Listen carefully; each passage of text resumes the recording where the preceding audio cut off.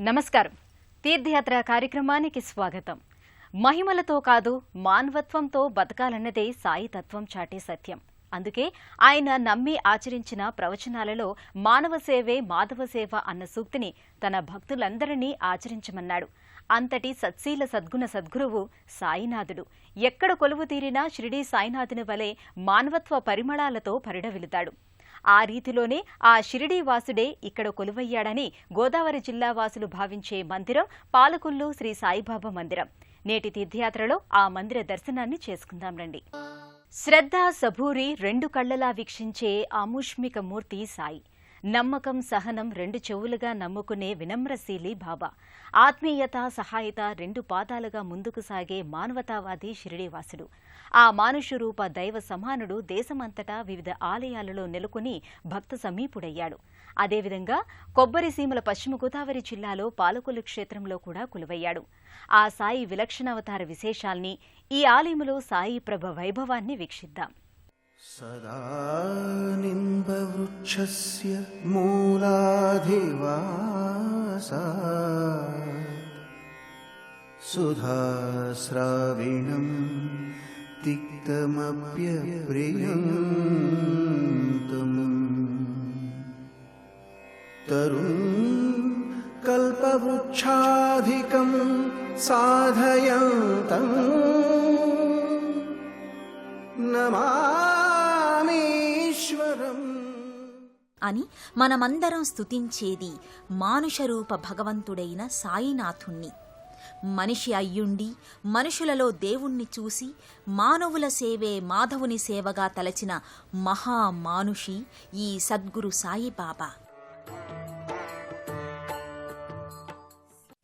ఆ సాయి భగవాన్ ఆంధ్రప్రదేశ్లోని అనేక చోట్ల నిలిచి కొలువయ్యాడు. మా పాపాల తొలగించు దీప తోరణయుక్త పీఠంపై సాయీశ్వరుడు ఓ సింహాసనంలో ఆసీనుడై తీర్థయాత్రికులకు దర్శనాన్నిస్తుంటాడు. మాల పుణ్యాల పంటల్లే నిన్ను దర్శించినామయ్యా మేము తరి. ఈ సాయి మందిరం నెలకొన్న పురమే ఓ పౌరాణిక ప్రాశస్త్యమున్న పురము.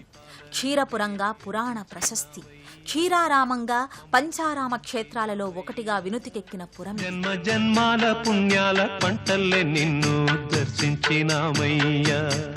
1993వ సంవత్సరంలో శంకుస్థాపన చేసుకున్న ఈ మందిరంలో 1996లో విగ్రహ ప్రతిష్టాపన జరిగింది. అల్లం సత్యనారాయణ అనే సాయి భక్తుడు మరికొంతమంది సేవకుల సాయంతో ఈ భవ్య మందిరం ఆకృతి దాల్చింది. ఆకుపచ్చని కొబ్బరాకుల సజీవ ప్రకృతి అందం నేపథ్యంలో సగర్వంగా నిలుచున్న సాయి భక్తుని వలె మందిర గోపురం నిలుచుని ఉంటుంది.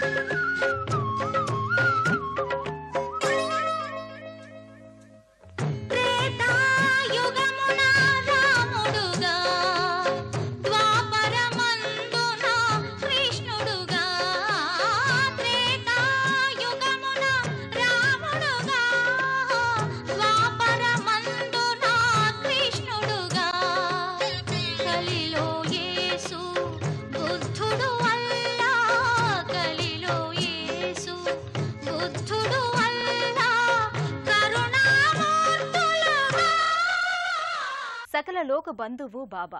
జగమంతా కుటుంబం నా కుటుంబమన్న విశ్వ మానవుడు సాయిబాబా. మానవ దేహములో కనపడే దైవ స్వరూపం.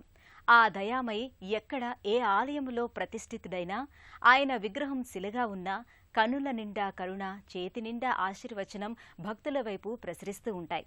పాలరాతి మూర్తిగా ఆ దత్తాత్రేయ అవతార సద్గురువు ఇచ్చే దర్శనాన్ని మనము చేసుకుందాం.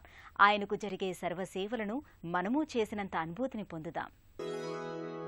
రాజాధిరాజ యోగిరాజ పరబ్రహ్మ శ్రీ సచ్చిదానంద సమర్థ సద్గురు సాయినాథ్ మహారాజ్ కీ జై.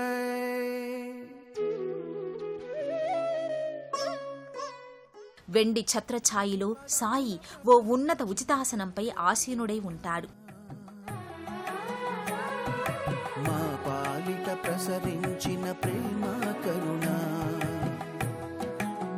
సాయి నీ పదముల ప్రభవించిన గంగా యమున.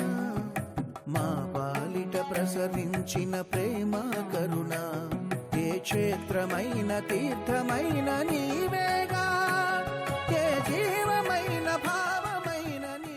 ఆసనం చేతులపై సింహ ప్రతిమలు ఎంత రాజసంగా ఉంటాయో అంతే రాజసంగా సాయి భగవానుడు భక్తజన మందారమై వెలిగిపోతుంటాడు.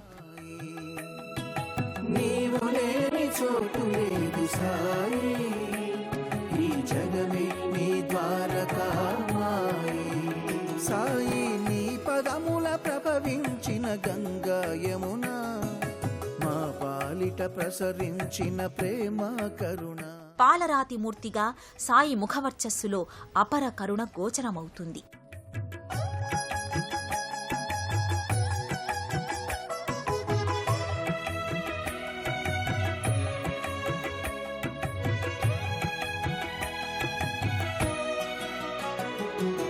మనుజులలో దైవం నువ్వు, కోసల రాముడివై కనిపించావు.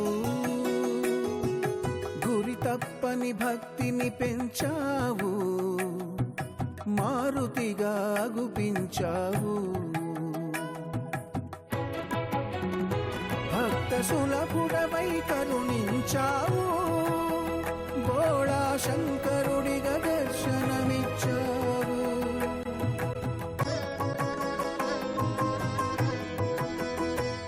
బ్రహ్మ, విష్ణు, మహేశ్వరుల సమ్మిశ్రిత అవతారంగా శ్రీ దత్తాత్రేయ స్వామి అని పురాణాలు చెబుతున్నాయి. సాయి శ్రీ దత్తుని అంశతో సద్గురువుగా ఖ్యాతిగాంచిన మానవ రూప మహిమాన్వితుడు. అందుకే సాయి మూలాంశ అయిన దత్తాత్రేయ ఆరాధన కూడా సాయి మందిరాలలో తప్పనిసరిగా నెరవేర్చుతారు. ఈ పాలకొల్లు సాయిధామంలో కూడా శ్రీ దత్త మహామహుడు కొలువై కొలుపులందుకుంటున్నాడు. పాలకొల్లు సాయి మందిరంలో మరో ఉపాలయ దేవునిగా పూజలందుకుంటున్న దైవం శ్రీ దత్తాత్రేయ స్వామి. ఓ చిన్న మందిరంలో ఆకర్షణీయమైన విగ్రహ రూపాన దత్త భగవానుడు భక్తజన సేవలందుకుంటున్నాడు.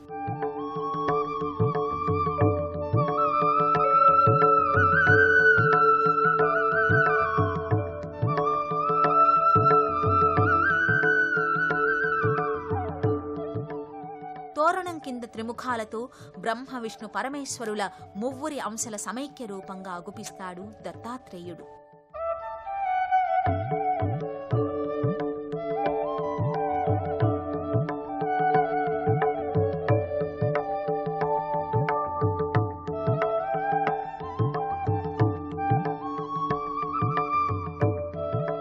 గంగిగోవు సహితంగా సాత్వికమైన అవతారుడిగా స్థానక భంగిమలో ఉండే ఆ స్వామి శ్రీ దత్త శరణం మమ అని భక్తులు స్మరించుకుంటారు.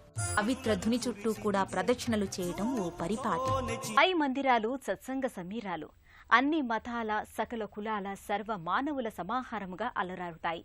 పాలకొల్లు క్షీరపురముగా ఎంతటి పురవైభవాన్ని కలిగి ఉందో సాయి మందిరం వంటి ఆధునిక ఆలయాల వల్ల ఈ కాలంలోనూ ఆధ్యాత్మిక ప్రబలను వీస్తోంది.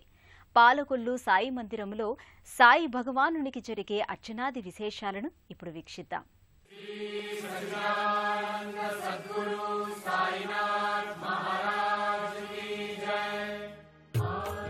మరో విశేషం ఏమంటే ఈ మందిరంలో స్వయంగా భక్తులే బాబావారికి హారతి ఇవ్వటం. పూజారులు పంచభూతాల సాక్షిభూతమైన 5 ఒత్తుల హారతిని ఆయా భక్తుల చేత ఇప్పిస్తారు. అనంతరం చామర సేవ కూడా భక్తులే చేసి బాబా కృపకు పాత్రులవుతారు. ప్రతిరోజు ఉదయం 5:45 కాకడ హారతి, 6:25 అభిషేకాది అర్చనలు, మధ్యాహ్నం 12 గంటలకు మధ్యాహ్న హారతి, సాయంత్రం 6:15 సంధ్యా హారతి, రాత్రి 8:30 షేజ్ హారతి తదితర నిత్య సేవలుంటాయి.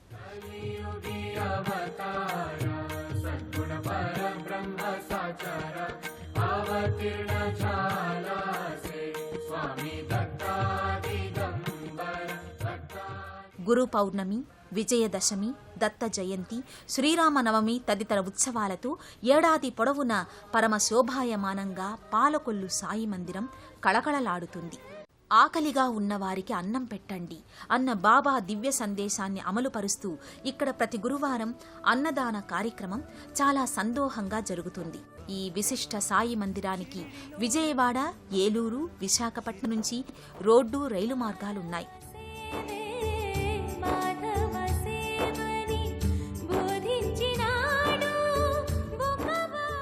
పశ్చిమ గోదావరి జిల్లా పుణ్యక్షేత్రంగా పేరొందిన పాలకొల్లు రైల్వే స్టేషన్కి చేరుకుని అక్కడ నుంచి ఏదైనా వాహనంలో ఈ మందిరానికి చేరుకోవచ్చు.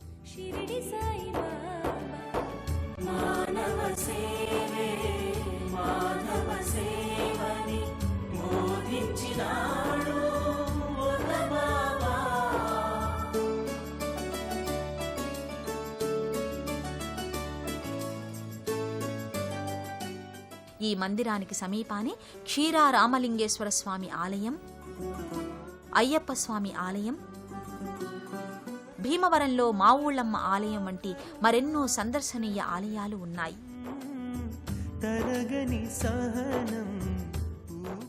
అందరి దైవమైన సాయి, సాయిరాంగా, సాయీశ్వర్గా, అల్లా సాయిగా, సాయి ప్రభువుగా గోచరిస్తాడు. అందుకే ఈ మందిరానికి కుల, మత, ప్రాంతీయ భేదాలు లేకుండా అందరూ భక్తజన సంద్రమై ప్రవహిస్తుంటారు. బాబా వాక్కులను శిరసా వహించి సాయి పథికులై నడుచుకుంటారు. అటువంటి వారందరికీ సాయి సర్వం తానే వెన్నంటి ఉంటాడు. ఓం సాయినాథాయ నమః. సాయి నిజమైన గురువు, గురు పరంపరకు తిరుగులేని ప్రతీక, ఎవరూ నియమించని సహజ సద్గురువు. సమయానుకూలంగా తనంతట తానే మన దరికి వచ్చి మన అంతరంగాలను పరిశుద్ధం చేసి మోక్ష మార్గాన్న నడిపించేవాడు. ఆ సాయిదేవుని అర్ధనిమిలీలిత నేత్రాల నుంచి ఆశీర్వచన వీక్షణాలు మనందరిపై కురియాలని ఆశిద్దాం. మరో తీర్థయాత్రలో ఆలయ సందర్శనంతో మళ్ళీ కలుసుకుందాం. అంతవరకు సెలవు. నమస్కారం.